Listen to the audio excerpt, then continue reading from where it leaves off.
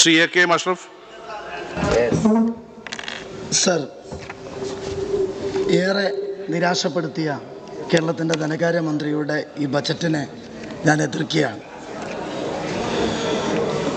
കേന്ദ്രത്തിലെ നിർമ്മല സീതാരാമൻ്റെ ബജറ്റ് വന്നപ്പോൾ നമ്മളെല്ലാവരും ഒറ്റക്കെട്ടായി പറഞ്ഞത് കേരളത്തെ അതിശക്തമായി അവഗണിച്ച ഒരു ബജറ്റാണ് കേന്ദ്ര ഗവൺമെൻറ് അവതരിപ്പിച്ചത് എന്ന്. കേരളത്തിൻ്റെ ധനകാര്യമന്ത്രിയുടെ ബജറ്റ് അവർ കേരളത്തെ അവഗണിച്ചപ്പോൾ അത്യുത്തര കേരളത്തിൻ്റെ കാസർഗോഡ് ജില്ലയെ അതേപോലെ അവഗണിച്ച ഒരു ബജറ്റാണ് ഇവിടെ അവതരിപ്പിച്ചത്. കന്നഡയിൽ ഏറ്റവും പ്രശസ്തമായ ബസവണ്ണന വಚನ ഒരു കവിതയുണ്ട്. ഉള്ളവരു ಶಿವಾಲಯ ಮಾಡುವರು ನಾನೇನ ಮಾಡಲಿ ಬಡವನಯ್ಯ ಎನ್ನ ಕಾಲೇ ಕಂಬ ದೇಹವೇ ದೇಗುಲ ಶಿರವೇ ವನ್ನ ಕುಲಸವ್ವಯ ಕೂಡಲ ಸಂಗಮ ದೇವ ಸ್ಥಾವರ കളിയുണ്ട് ജംഗമ കളിവില്ല. ഈ കവിത 100% നമ്മുടെ ധനകാര്യമന്ത്രിയുടെ ബജറ്റിന് വേണ്ടി പറഞ്ഞ ഒരു കവിത ഞാനിവിടെ പറയുകയാണ്. അർത്ഥം പിന്നീട് പറയാം. ഈ ബജറ്റിൽ നമുക്കൊക്കെ അറിയാം, ഞങ്ങളേറെ നവകേരള സദസ്സ് തുടക്കം കുറിച്ചത് കേരളത്തിൻ്റെ എൻ്റെ മണ്ഡലത്തിൽ നിന്നാണ്. കാസർഗോഡ് എന്ന് പറയുമ്പോൾ ഏറ്റവും ഓർമ്മ വരുന്നത് കണ്ണീരിൻ്റെ നനവുള്ള എൻഡോസൾഫാൻ രോഗികളുടെ ഒരു ചിത്രമാണ്, ദൈന്യതയുടെ മുഖമാണ്. ഒരു വർഷമായി ആ സെല്ല് യോഗം പോലും ഒന്ന് ചേരാൻ തയ്യാറാകാത്ത ഒരു സർക്കാരാണ് നമ്മുടെ മുമ്പിൽ. അവരിപ്പോഴും ഈ ചന്ദ്രശേഖരൻ മന്ത്രിയായപ്പോൾ 3 മാസത്തിലൊരിക്കൽ അന്ന് ചേർന്നിരുന്നു. അവരുടെ കാര്യത്തിൽ ചേർത്ത് നിർത്തുന്ന ഒരു രൂപ പോലും നീക്കിവെക്കാത്ത ഒരു ബജറ്റ്.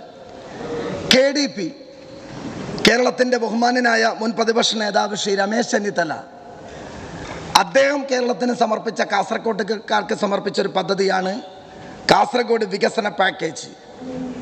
ഉമ്മൻചാണ്ടി ഗവൺമെൻറ് 150ഓളം കോടി നൽകി കാസർഗോഡിൻ്റെ പിന്നോക്കാവസ്ഥ പരിഹരിക്കാൻ ആ പദ്ധതി നടപ്പിൽ വരുത്തി. ഏറെ പ്രയാസം അനുഭവിക്കുന്ന ഈ ഘട്ടത്തിൽ പോലും വളരെ തുച്ഛമായ 75 കോടി രൂപയാണ് KDPക്ക് വേണ്ടി കാസർഗോട്ടേക്ക് നീക്കിവെച്ചിട്ടുള്ളത്.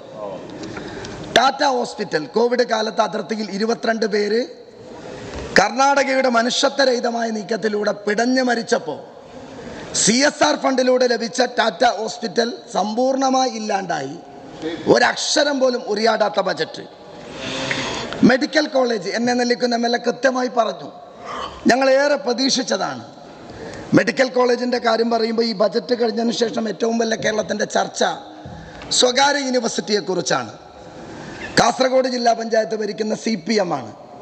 കാസർഗോഡ് ജില്ലാ പഞ്ചായത്ത് ഒരു ഇൻവെസ്റ്റേഴ്സ് മീറ്റ് കാസർഗോഡിൻ്റെ വികസനവുമായി ബന്ധപ്പെട്ടുകൊണ്ട് 5 MLAമാരെയും MP-യും പങ്കെടുപ്പിച്ചുകൊണ്ട് ഇൻഡസ്ട്രിയൽ മിനിസ്റ്റർ രാജീവൻ ഉദ്ഘാടനം ചെയ്ത ഒരു പരിപാടി സംഘടിപ്പിച്ചിരുന്നു.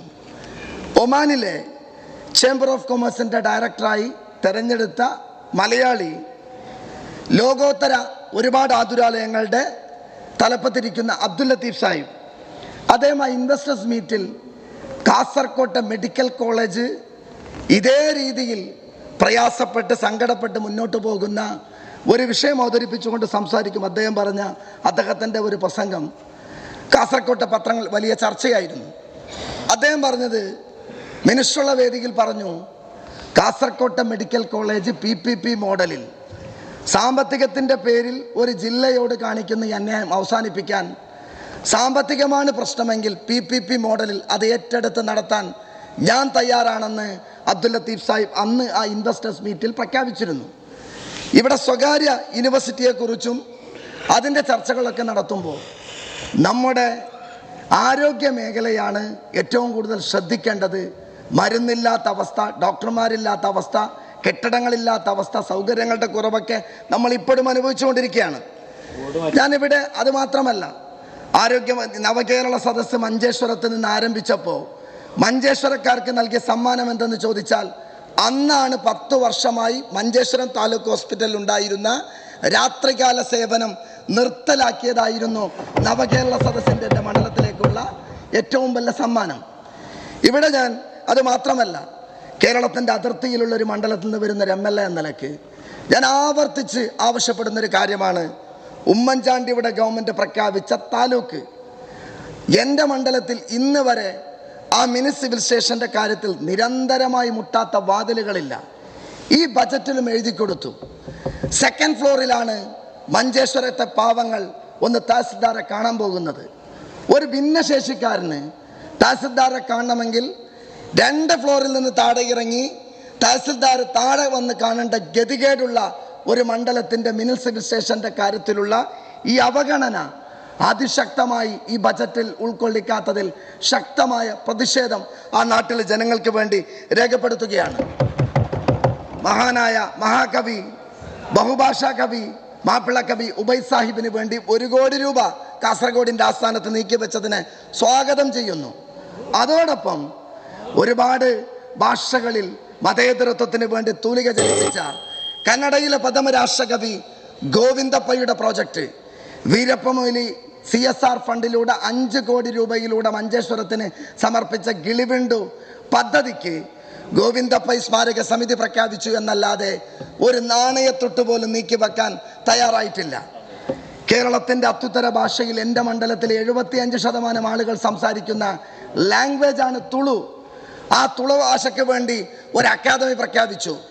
ആ തുളു ഭാഷയ്ക്ക് വേണ്ടി ഈ അടുത്ത കാലത്ത് തുളുവിൻ്റെ ഒരു ഡേ വന്നപ്പോൾ MLA നിലയ്ക്ക് പങ്കെടുക്കുമ്പോൾ അവർ പറഞ്ഞ സങ്കടം, 1 രൂപ പോലും ഞങ്ങൾക്ക് സർക്കാർ തരുന്നില്ല, ചെലവഴിക്കാൻ പണമില്ല എന്ന്.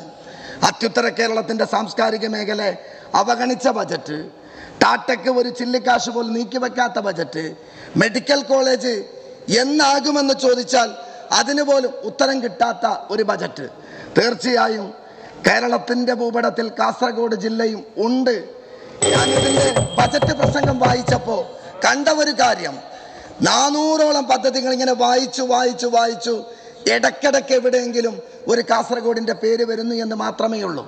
ഞങ്ങൾക്ക് മന്ത്രിസഭ വരുമ്പോൾ മന്ത്രി പോലും നൽകാതെ അവഗണിച്ച കാസർഗോഡ് ജില്ല എല്ലാ നിലയിലും ഈ അവഗണന തുടർന്നുകൊണ്ടേയിരിക്കുന്നുണ്ട്. പണ്ടെങ്ങാനും കാസർഗോഡിൻ്റെ അവഗണനക്കെതിരെ അതിശക്തമായ പോരാട്ടങ്ങളൊക്കെ ഉയർന്നു വന്നിരുന്നു.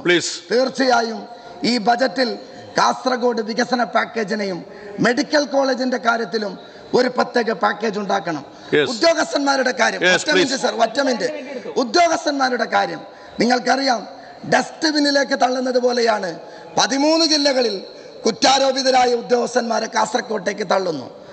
എപ്പോഴും എന്ന് നോക്കിയാലും എല്ലാ കസേരകളും ഒഴിഞ്ഞു കിടക്കുന്നുണ്ട്. പഞ്ചായത്താകട്ടെ, വില്ലേജ് ഓഫീസാകട്ടെ, ഹോസ്പിറ്റലാകട്ടെ, താലൂക്ക് ഓഫീസാകട്ടെ. ഉദ്യോഗരംഗത്ത് കാസർഗോഡിന് കഴിഞ്ഞ കാലങ്ങളിൽ PSCയിൽ കാസർകോട്ട് നിന്ന് പരീക്ഷ എഴുതുന്ന കാസർകോട്ടുകാർക്ക് 5 മാർക്ക് സൗജന്യമായി നൽകിയിരുന്നു. ഇപ്പൊ അത് നിർത്തലാക്കി. കാസർകോട്ട് ഉദ്യോഗക്ഷാമം പരിഹരിച്ചില്ല എങ്കിൽ വലിയ രീതിയിൽ ഈ പിന്നോക്കാവസ്ഥ തുടർന്നുകൊണ്ടേയിരിക്കും. തൊട്ടപ്പുറത്ത് കർണാടകയുടെ അതിർത്തിയായ മംഗലാപുരം വലിയ രീതിയിൽ ഡെവലപ്പ് ആകുമ്പോൾ തൊട്ടിപ്പുറത്ത് കേരളത്തിന്റെ ഒരു ഭാഗം പ്രയാസത്തിലും ദുരിതത്തിലും നിൽക്കുന്ന ഒരു അവസ്ഥക്ക് പരിഹാരം കാണണമെന്ന് ആവശ്യപ്പെട്ടുകൊണ്ട് ഒരിക്കൽ കൂടി കേരളത്തിലെ ജനങ്ങൾക്ക് ഒന്നും നൽകാത്ത കാസർഗോഡിനെ അവഗണിച്ച ബാലഗോപാലിന്റെ ബജറ്റിനെ ശക്തിയുക്തം എതിർക്കുന്നു.